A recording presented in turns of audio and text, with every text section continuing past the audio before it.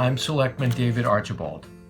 Although we are unable to observe Memorial Day in West Newbury this year, we are glad we can in some small way recognize those who perished in the service of our nation. We prepared a sampling of events that normally make this a wonderful day in West Newbury. I hope you will take a moment to watch this video and spark some thoughts of your own on this Remembrance Day. Without further ado.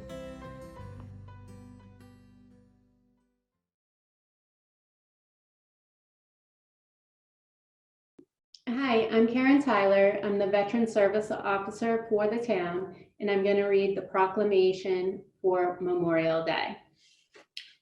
The Commonwealth of Massachusetts, a proclamation.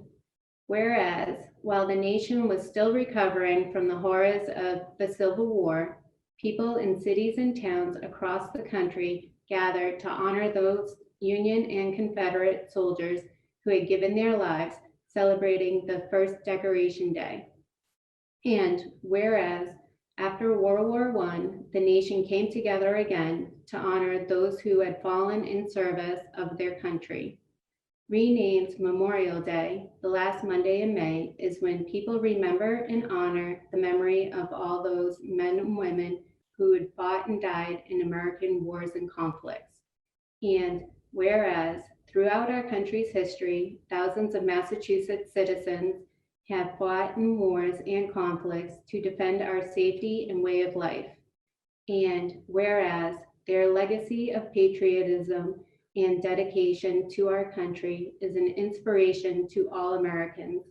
And whereas it is appropriate that all Massachusetts citizens remember the bravery of those who have given their lives, so that sacrifices may serve as a reminder to the cost of our freedom.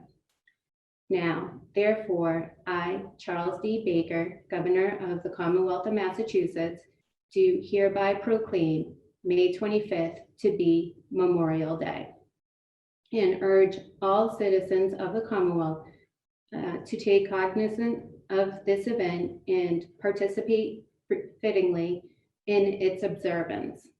Giving at the Executive Chamber in Boston, the first day of May in the year 2020, and the independence of the United States of America, the 243rd, by His Excellency Charles D. Baker, Governor of Massachusetts, Karen E. Polito, Lieutenant Governor of Massachusetts, William Francis Galvin, Secretary of the Commonwealth. God save the Commonwealth of Massachusetts. I'd like to share with you today a few readings from a speech given by Oliver Wendell Holmes Jr. in 1884. It's particularly appropriate. Oliver Wendell Holmes Jr. was a veteran of the Civil War. He fought in many battles. He was wounded several times. He went on to become a distinguished jurist in the Massachusetts Supreme Court and ultimately became one of the most famous U.S. Supreme Court justices in our history. This speech took place 2 decades before his appointment to the U.S. Supreme Court. And this was his thoughts on the meaning of Memorial Day. So, to the indifferent inquirer who asks why Memorial Day is still kept up, we may answer. It celebrates and solemnly reaffirms from year to year a national act of enthusiasm and faith. It embodies in the most impressive form our belief that to act with enthusiasm and faith is the condition of acting greatly. But grief is not the end of all. I seem to hear the funeral march become a paean.